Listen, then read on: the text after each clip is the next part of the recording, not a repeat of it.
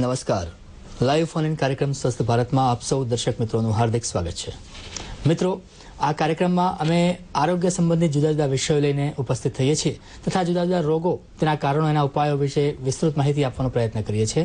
જે અંતર્ગત આજનો વિષય છે પથરી અને તેની સારવાર. મિત્રો, પથરી એક એવી બીમારી છે કે ભલભલા મજબૂત કે મહારથી જેવા લાગતા મનુષ્યને પણ કોઈ વખતે જમીનમાં આળોટતો કરી મૂકે અને એમાં એટલું બધું દર્દ થતું હોય છે કે બહુ જ અસહ્ય દર્દ હોય છે. આ પથરી અને તેની સારવાર શું હોય છે તેના વિશે વિસ્તૃત માહિતી આપવા માટે તથા આપ સૌ દર્શક મિત્રોના પ્રશ્નોના જવાબ આપવા માટે આજે આપણે દૂરદર્શનના સ્ટુડિયોમાં આમંત્રિત કર્યા છે ડોક્ટર અભય ખાંડેકર સાહેબને, કે જેઓ જાણીતા યુરોલોજીસ્ટ છે તથા વાડીલાલ હોસ્પિટલ ખાતે યુરોલોજી વિભાગના વડા તથા પ્રોફેસર તરીકે ફરજ બજાવી ચૂક્યા છે. નમસ્કાર ખાંડેકર સાહેબ. નમસ્કાર. આપનું આ કાર્યક્રમમાં સ્વાગત છે.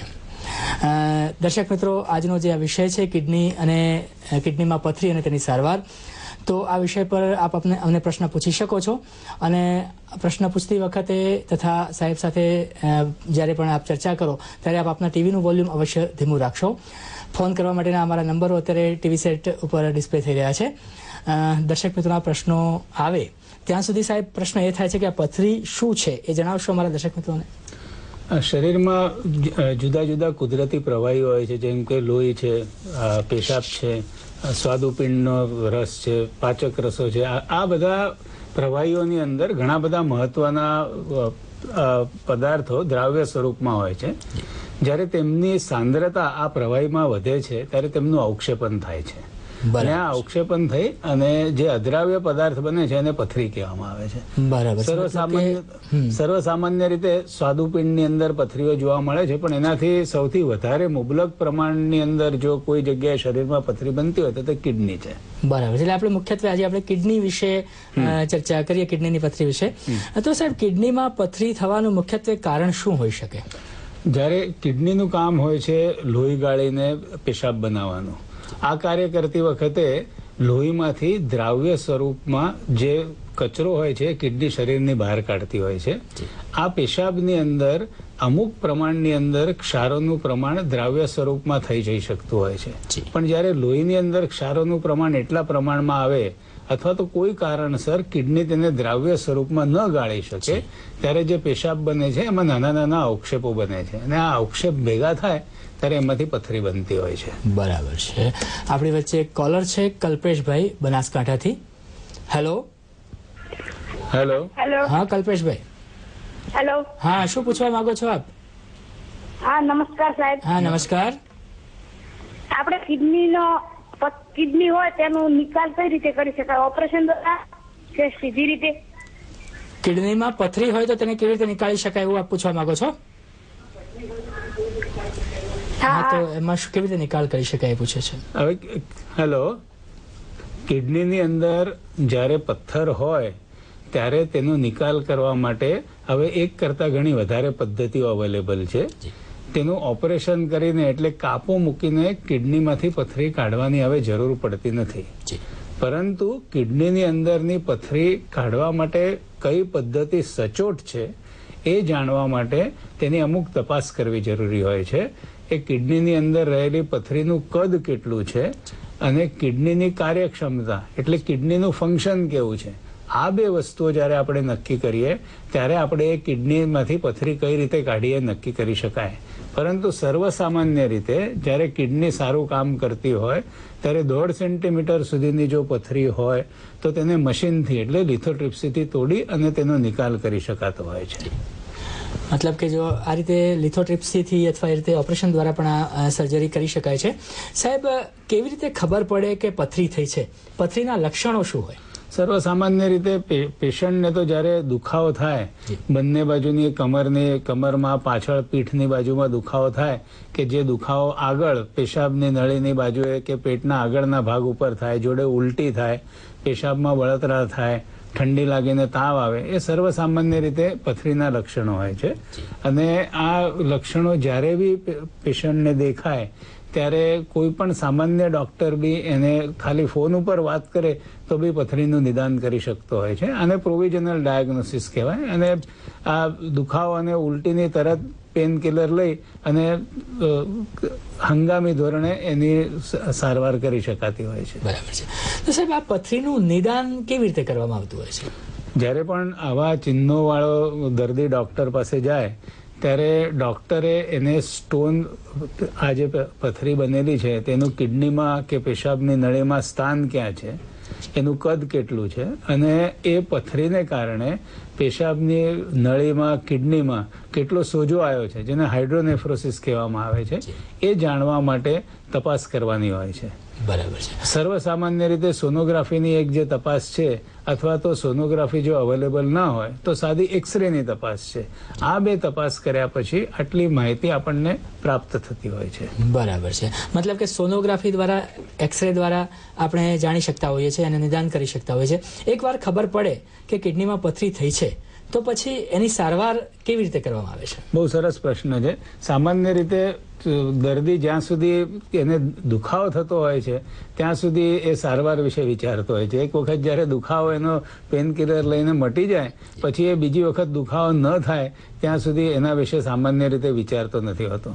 પરંતુ કોઈ પણ વખત જ્યારે પથરીનો દુખાવો થાય ત્યારે એ જાણવું જરૂરી છે કે આ દુખાવો પેશાબના રસ્તામાં અવરોધ થવાને લીધે જ થાય છે, અને આ સારવાર દુખાવા માટે નહીં પણ કિડની સારી રહે એના માટે કરવાની હોય છે.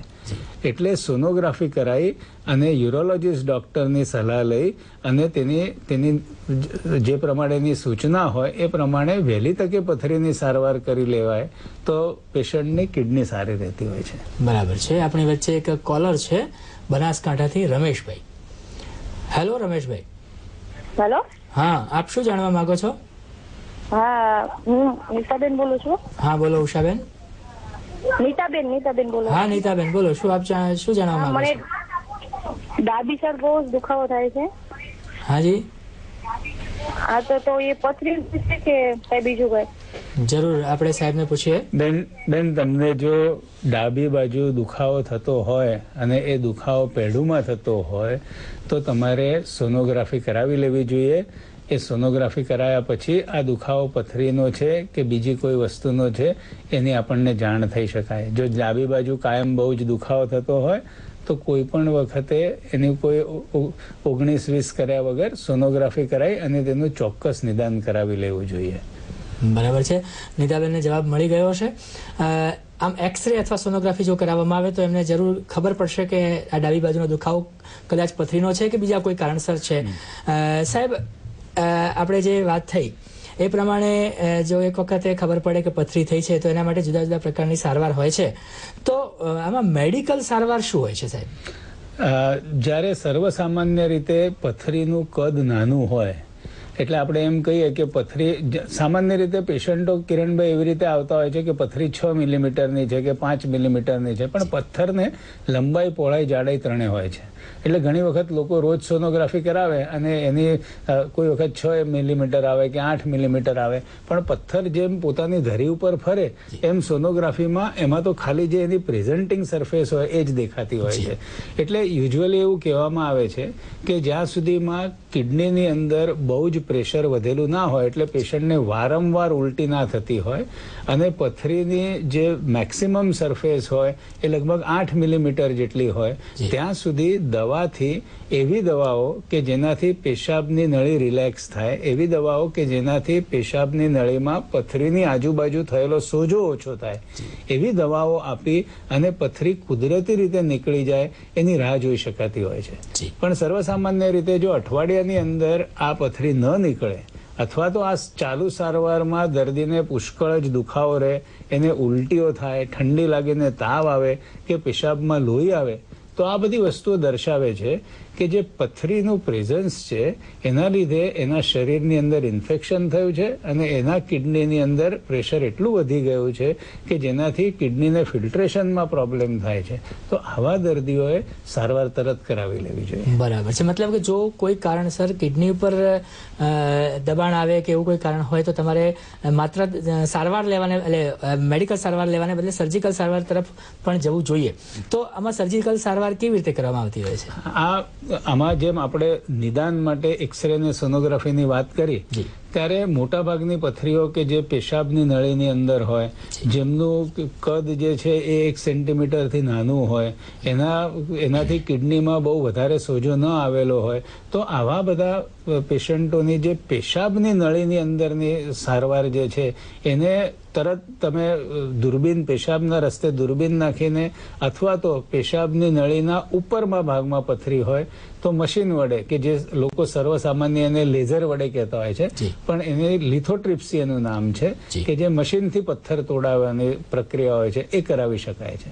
પરંતુ જો કિડનીની અંદર એક કરતાં વધારે પથરી હોય, બે બાજુ પથરી હોય, લાંબા સમયથી પથરી થયેલી હોય, જો પેશાબની નળીમાં પથરી એવી રીતે ચોંટી ગઈ હોય કે જેનાથી પેશાબ નીચે ન આવતો હોય, તો આવા બધા પ્રકારની પથરીની સારવાર કરતા પહેલા એક આઈવીપી નામની તપાસ કરવામાં આવે છે, જેની અંદર નસમાં દવા નાખી અને ફોટા પાડવામાં આવે છે.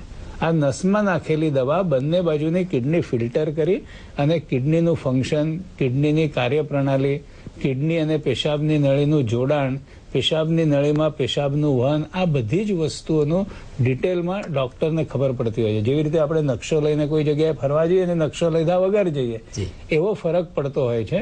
એટલે આવા પ્રકારના દર્દીઓને કઈ સારવાર પદ્ધતિ અપનાવવી, પાછળ પંક્ચર કરીને કિડનીમાંથી પથરી કાઢવી, પેશાબના રસ્તે, હવે તો પેશાબના રસ્તે ફ્લેક્ઝિબલ દૂરબીન નાખીને બી પથરીની સારવાર થતી હોય છે, કે જેની અંદર પેશાબમાં પાછળ પીઠમાં પાછળ કાણું પાડવાની જરૂર પડતી નથી.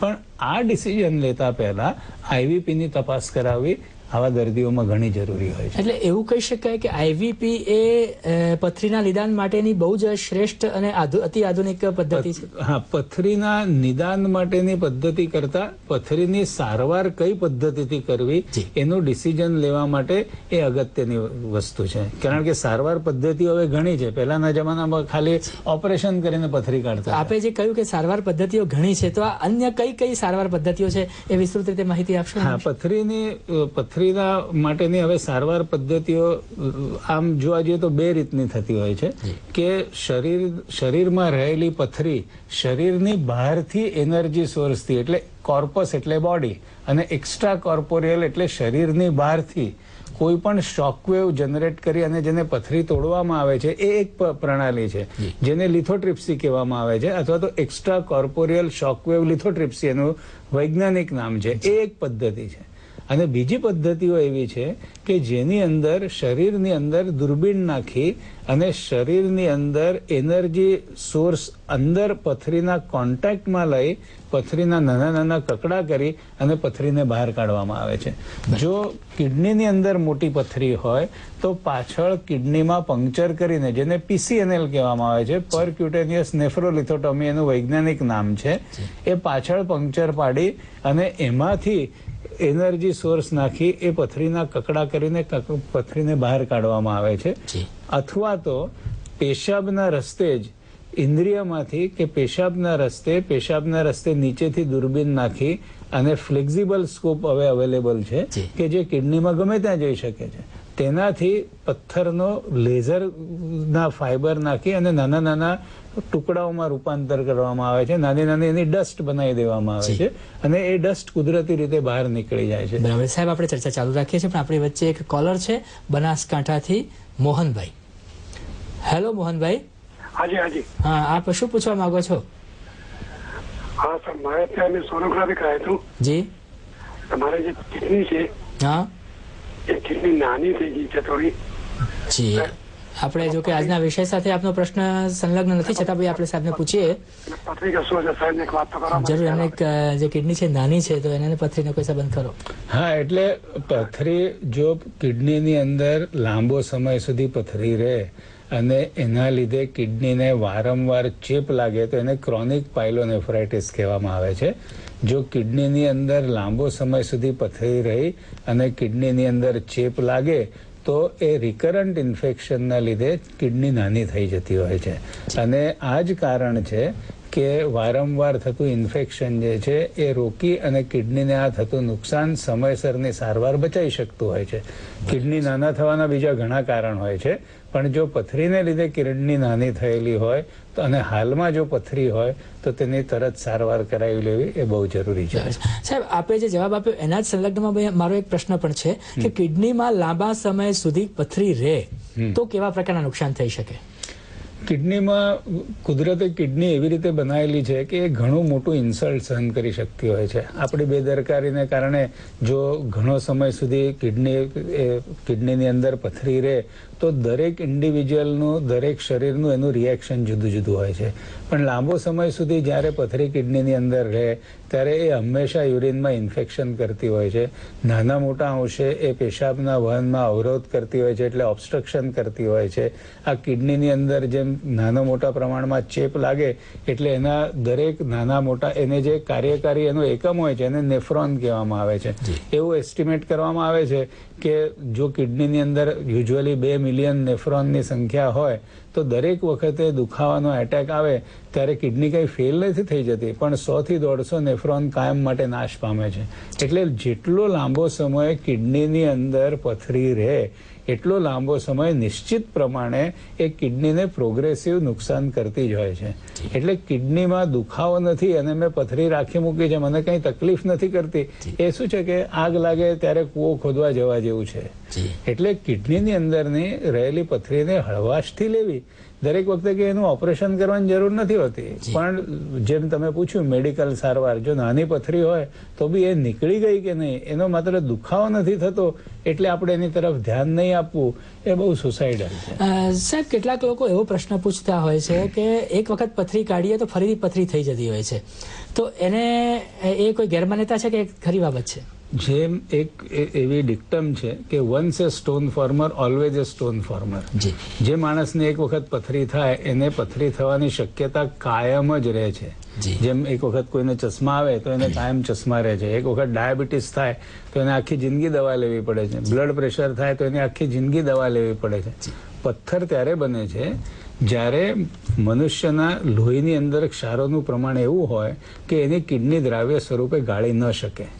હવે એ કોઈ પણ માણસને લોહી બી આખી જિંદગી એ જ રહેતું હોય છે અને એની કિડની પણ એ જ રહેતી હોય છે. એટલે જેને એક વખત પથ્થર બને એને પથ્થર બનવાની શક્યતા કાયમ રહેતી જ હોય છે. મતલબ કે એવી પ્રકૃતિ હોય છે માણસની કે એટલા માટે જ તમે જોશો તો સ્ટોન કાઢવાની આધુનિક પદ્ધતિઓ જે છે, પહેલા મોટા કાપા મૂકીને સ્ટોન કાઢતા, એમાં આખો સ્ટોન દર્દીને તમે હાથમાં આપી શકતા હતા. પણ હવે કોઈ પણ નવી પદ્ધતિ જે છે એમાં સ્ટોનના ટુકડા કરી અને સ્ટોનને કુદરતી રીતે બહાર આવવા દેવાની આપણે રાહ જોઈએ છે. કારણ કે પથ્થર જે શરીરમાં એક વખત પથ્થર બને એમાં કાયમ પથ્થર બનવાનો જ છે. એટલે કોઈ પણ સારવારની પદ્ધતિ એવી ના હોવી જોઈએ જેના લીધે કિડની કે પેશાબની નળીને નુકસાન થાય. એ જ આ નવી ટેકનોલોજીનું મૂળ હાર્દ એ જ છે. બરાબર છે. આપણી વચ્ચે સાહેબ એક કોલર છે અમદાવાદથી, હરેશભાઈ. હેલો. હા, આપ શું પૂછવા માંગો છો?